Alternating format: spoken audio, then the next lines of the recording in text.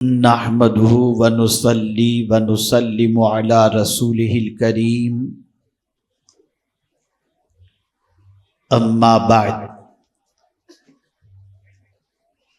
فاعوذ باللہ من الشیطان الرجیم بسم اللہ الرحمن الرحیم الف لام میم ذالک الکتاب لا ریب فیہ ھدی للمتقین صدق اللہ العظیم۔ منبر رسول پر جلوگر قابل قدر علماء ذوی الاحترام، بلبل باغ مدینہ، حاضرین و ناظرین، طلباء و طالبات، السلام علیکم ورحمۃ اللہ وبرکاتہ۔ میرے پیارے آقا صلی اللہ تعالی علیہ وسلم کے پیارے دیوانوں، آیے کریمہ کے جس حصے کی تلاوت کا میں نے شرف حاصل کیا اس سے متعلق کچھ معروضات پیش کرنے سے پیشتر آقا کریم رؤوف الرحیم علیہ التحیۃ والتسلیم کی بارگاہ بے کس پناہ میں جس طریقے سے میں پڑھاؤں عقیدت و محبت میں ڈوب کر اسی طریقے سے درود و سلام کا نذرانہ پیش کریں۔ الصلاۃ والسلام علیک یا رسول اللہ،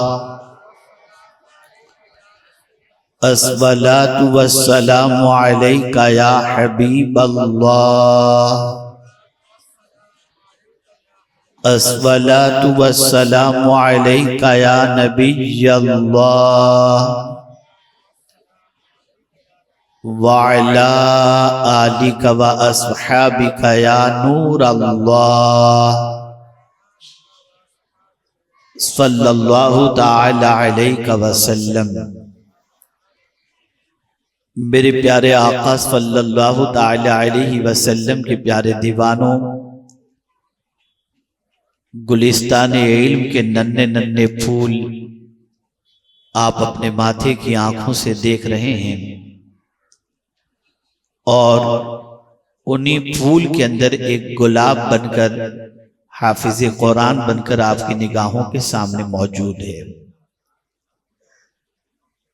یقیناً آج جو رب قدیر جل جلالہ اور اس کے پیارے حبیب صلی اللہ علیہ وسلم خوش ہو رہے ہوں گے اس بچے سے، اس کا اندازہ لگانا ہمارے لیے بہت مشکل ہے۔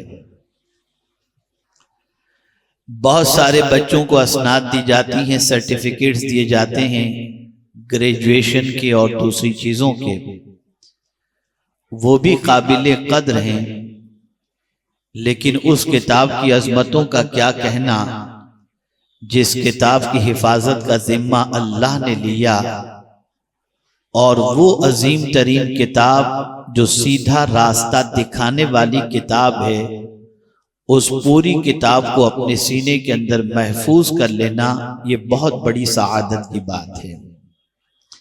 میں اس طالب علم کو، ان کے والدین کو، ان کے اساتذہ کو اور مدرسہ ابو ہریرہ اسلامیات کے ذمہ داروں کو ہدیہ تبریک پیش کرتا ہوں اور دعا کرتا ہوں اسی طریقے سے یہاں سے طلبہ عالم بن کر حافظ بن کر نکلیں، اور ایک زمانہ ایسا بھی آئے کہ وہی حافظ قرآن ڈاکٹر بھی ہو، انجینئر بھی ہو اور IPS بھی ہو، قوم کی بھی خدمت کرے، ملک کی بھی خدمت کرے اور مسلمانوں کی بھی خدمت کرے۔ میں تھوڑی دیر کے لیے آپ کے درمیان حاضر آیا ہوں اس غفلت سے پردہ اٹھانے کے لیے جس غفلت کے اندر آج ہماری قوم گرفتار ہے۔ آپ ذرا سوچیں کہ میرے پیارے آقا صلی اللہ تعالی علیہ وسلم کے پیارے دیوانوں، جس قوم کے پاس اللہ کی مقدس کتاب ہو اور اس کتاب کو ماننے کے باوجود اس کتاب کے ہونے کے باوجود، اس کتاب کی عظمتوں کو تسلیم کرنے کے باوجود انسان اس کتاب سے اگر فائدہ حاصل نہیں کر رہا تو اس سے بڑھ کر کے ظالم کون ہوگا اور اس سے بڑا غافل کون ہوگا؟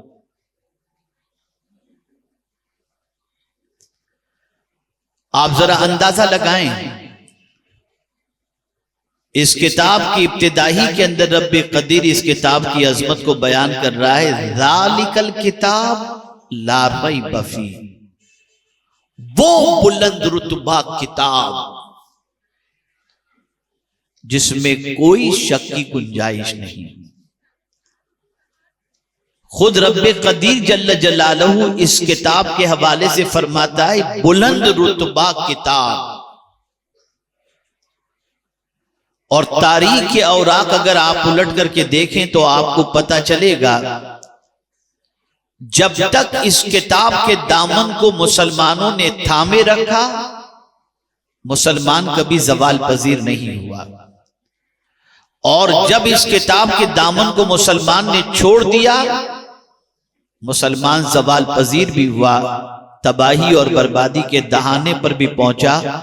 اور اگر میں یہ کہوں تو غلط نہ ہوگا کہ موجودہ دور کے اندر چلنے کے بے ڈھنگے پن سے لے کر کے بات کرنے کے بے ڈھنگے پن میں اگر مسلمان گرفتار ہے تو اس کی سب سے بڑی وجہ یہ ہے کہ اس نے اللہ کی کتاب سے فائدہ نہیں اٹھایا اور اللہ کے رسول صلی اللہ علیہ وسلم کی احادیث سے فائدہ نہیں اٹھایا۔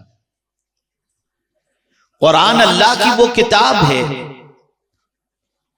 جو صرف زمین کے اوپر چلنے کی تعلیم نہیں دیتا، نہ آداب سکھاتی ہے یہ کتاب، بلکہ یہ کتاب زندگی میں پیش آنے والے ہر مسئلے کے سلسلے میں رہنمائی کرتی ہے۔ تجارت کرنی ہو تو کیسے کریں، ملازمت کرنی ہو تو کیسے کریں، ماں باپ سے ملاقات کرنی ہو تو کیسے کریں، ان کے آداب کو بجا لائیں تو کیسے بجا لائیں، ان سے بات کریں تو کیسے کریں، اولاد کی تربیت کریں تو کیسے کریں، معاشرے کو اچھا بنا کر رکھنا چاہیں تو کیسے رکھیں، ہر چیز کے سلسلے میں اللہ کی یہ کتاب رہنمائی کرتی ہے، اور جو اس کتاب کی رہنمائی میں چلتا ہے وہ کبھی بھٹک نہیں سکتا۔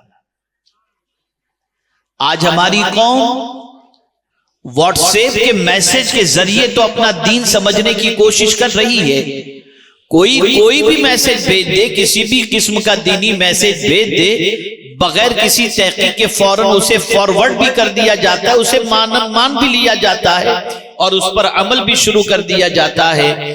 جس آنے والے میسج پر آپ اتنا یقین رکھتے ہو، کاش کہ اتنا یقین اللہ کی کتاب پر آپ کا ہوتا اور آپ یہ جان لیتے کہ یہ کتاب اللہ کی وہ عظیم ترین کتاب ہے کہ اگر اس کتاب کی ہم پیروی کریں گے تو جہاں بھی رہیں گے اللہ ہم پر رحمتوں کو نازل فرمائے، اور یہ اس کا وعدہ ہے، یہ اس کا فرمان ہے۔ وَهَذَا كِتَابٌ أَنزَلْنَاهُ مُبَارَكٌ فَاتَّبِعُوهُ وَاتَّقُوا لَعَلَّكُمْ تُرْحَمُونَ۔ اللہ فرماتا ہے یہ کتاب اس کو ہم نے نازل کیا، یہ برکت والی کتاب ہے، اس کی پیروی کرو اور اللہ سے ڈرو۔ اگر تم اتنا کام کر لیتے ہو تو پھر اللہ تم پر رحم و کرم کی بارشیں نازل فرما دے گا۔ اے رسول اعظم صلی اللہ تعالی علیہ وسلم کے دیوانوں، آپ ذرا دیکھیں، صحابہ کرام علیہم الرضوان کی حیات طیبہ کا مطالعہ کریں تو آپ کو پتا چلے گا کہ وہ اللہ کی کتاب پر کس طریقے سے عمل پیرا تھے، اور اللہ عز و جل کے فرمان کو پیش نظر رکھتے ہوئے اپنی زندگی کو قانون الہی کے سانچے میں کس طریقے سے ڈھالتے تھے۔ نتیجتاً دنیا کو چلنے کے آداب سکھانے والے صحابہ ہیں، دنیا کو جینے کے اصول بتانے والے صحابہ ہیں۔ اللہ کے رسول صلی اللہ علیہ وسلم کی حیات طیبہ، اللہ کے رسول صلی اللہ علیہ وسلم کے نقش قدم پر چلنے والے صحابہ اور اولیاء نے پوری دنیا کو مزاج عطا فرمایا، پوری دنیا کو چلنے کا ڈھنگ عطا فرمایا، جینے کے اصول عطا فرمائے۔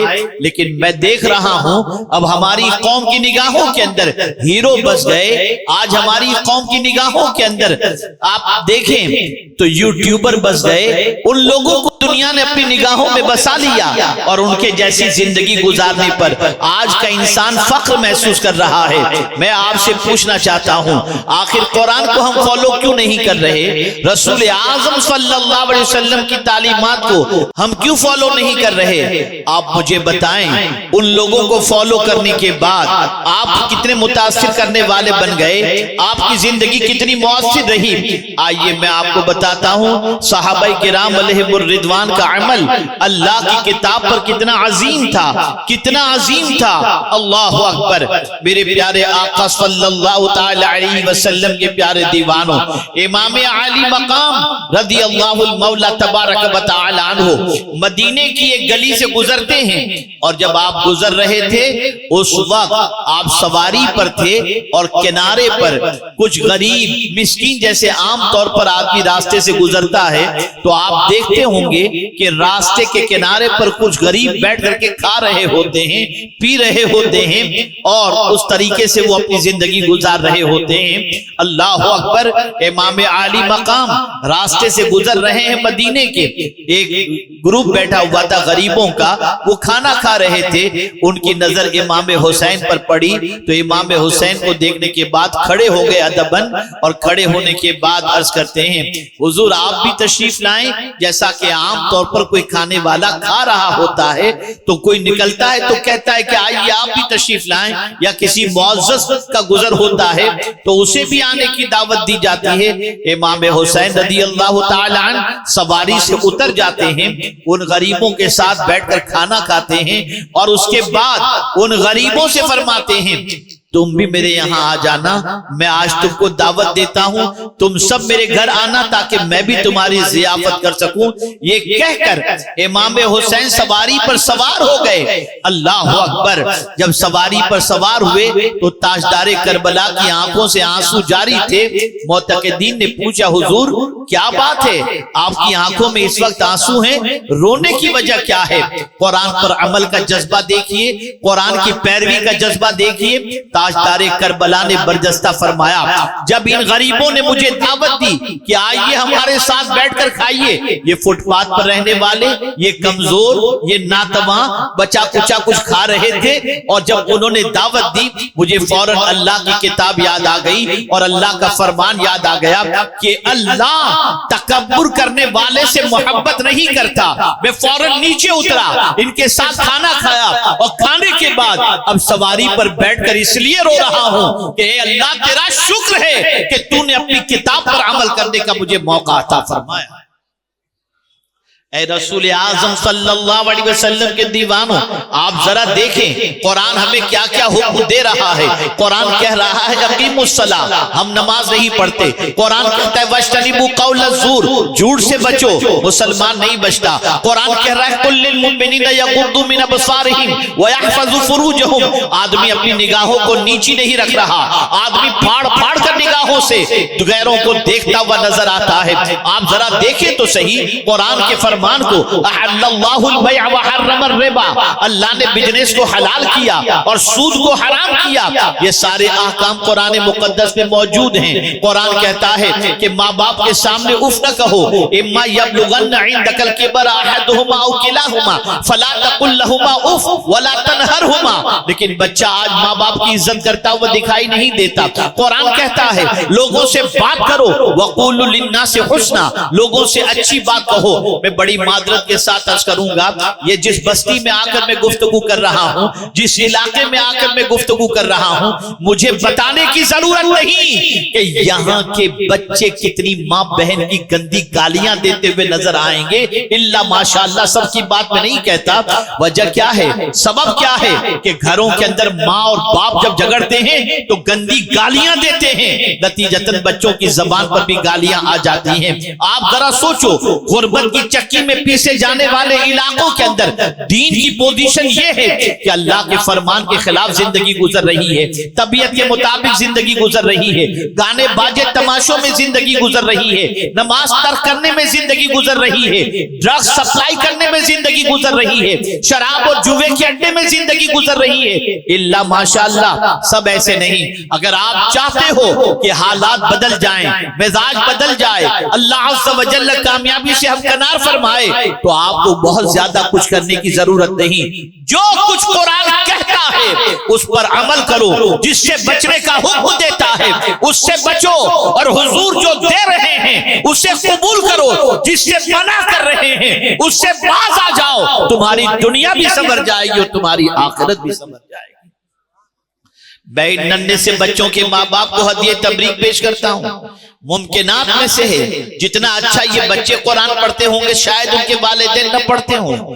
جتنا اچھا ان کی بچیاں قرآن پڑھتی ہیں ماں نہ پڑھ سکتی ہوں.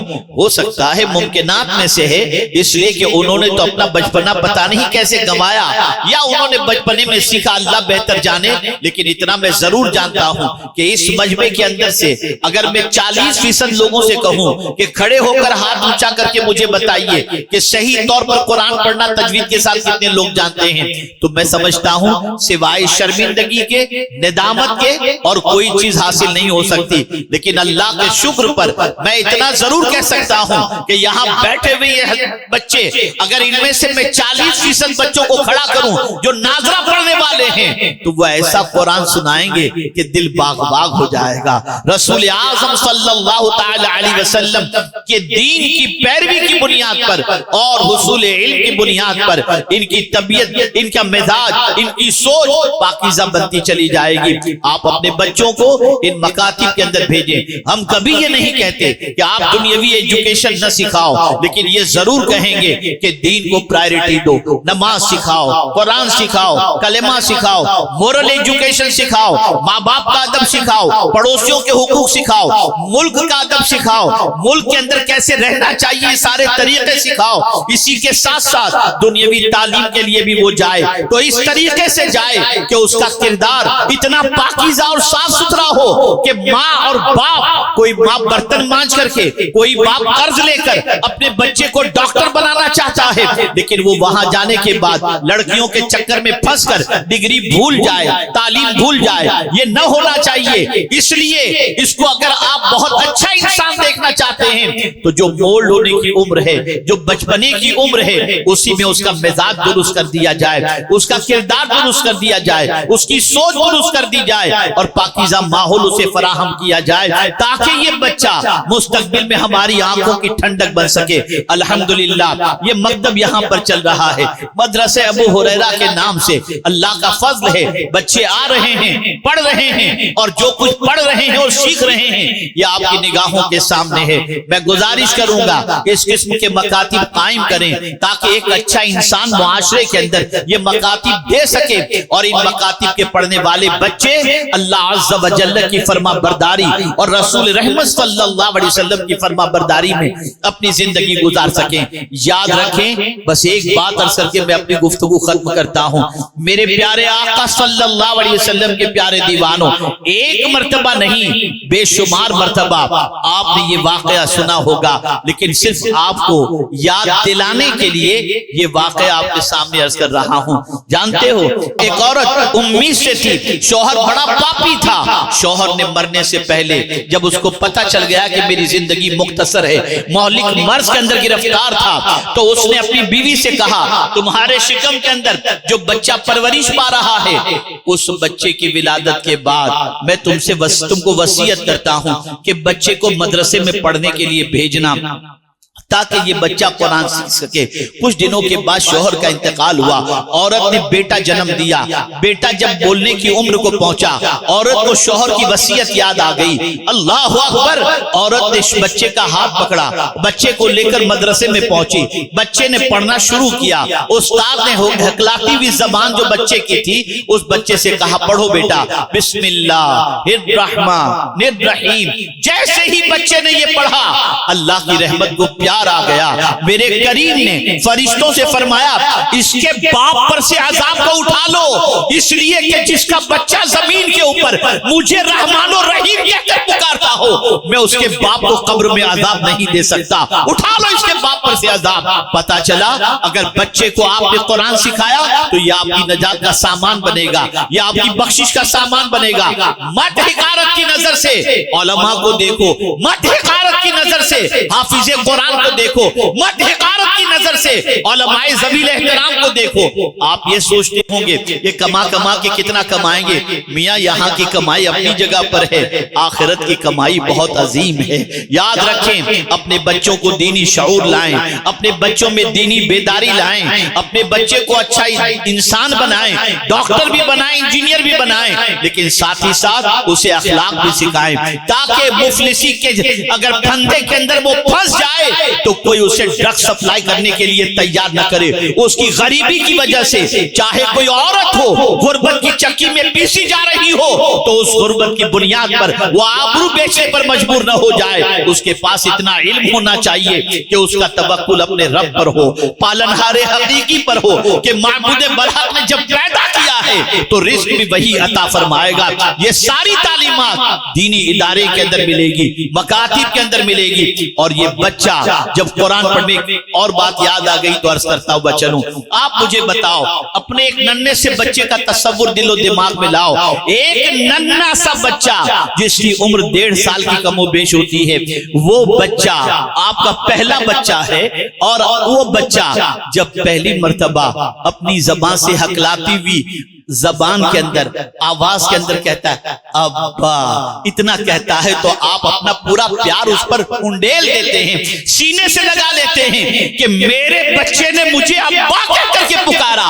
ارے جب ایک بچہ، ننھا سا بچہ ابا کہہ کر پکارے تو تم اپنا پیار اس پر انڈیل دیتے ہو، لیکن یہی بچہ جب اللہ کہہ کر پکارے گا تو اللہ کی رحمت کتنی جوش میں آ جائے گی۔ اے رسول اعظم کے دیوانوں، اپنے بچوں کو دین بھی سکھاؤ، دنیا کی تعلیم بھی دو، بچے کو دینی تعلیم سے محروم نہ رکھو، ورنہ آج کا دور، آج کے حالات، آج کا ماحول بچے کو آوارگی کی طرف لے جائے گا اور بچے کی زندگی تباہ ہو جائے گی۔ اللہ کرے اس مدرسے سے نکلنے والے بچے دین کے خادم بھی ہوں، ملک کی خدمت کرنے والے بھی ہوں، اور ایک اچھے انسان کی حیثیت سے دنیا میں اپنی آئیڈینٹی پیش کرنے والے ہوں۔ میں پھر ایک مرتبہ مدرسہ ابو ہریرہ جو سنی دعوت اسلامی کا ہے، ان کے ذمہ داروں کو، ان کے اساتذہ کو، اور ساتھ ہی ساتھ ان بچوں کو اور ان بچوں کے والدین کو مبارکباد پیش کرتا ہوں اور دعا کرتا ہوں اللہ مجھ سے، آپ سے، سب سے وہ کام لے جس سے اللہ بھی راضی ہو جائے اور اس کے رسول صلی اللہ علیہ وسلم بھی راضی ہو جائیں۔ کام وہ لے لیجئے تم کو جو راضی کرے، ٹھیک ہو نام رضا، تم پہ کروڑوں درود، وما علینا الا البلاغ المبین۔ السلام علیکم ورحمۃ اللہ وبرکاتہ۔